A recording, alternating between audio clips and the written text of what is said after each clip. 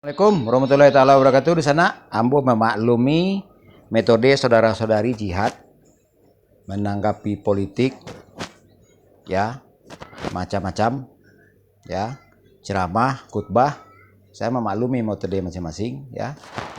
Tetapi metode saya jihad belum tentu saudara-saudari pahami.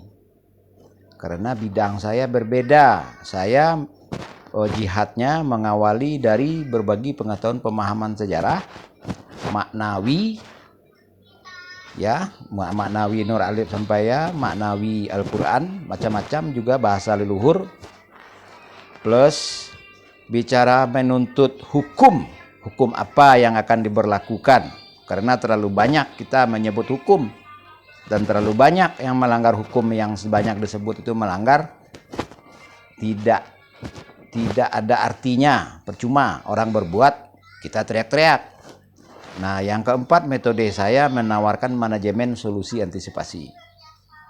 Ya, salah satu akibat menyepelekan sejarah, metode yang pertama adalah itu prinsip, niat, pola pikir itu kalau landasan sejarah asal usulnya nggak jelas, maka kelanjutannya itu landasannya tidak ada, bukannya tidak kuat.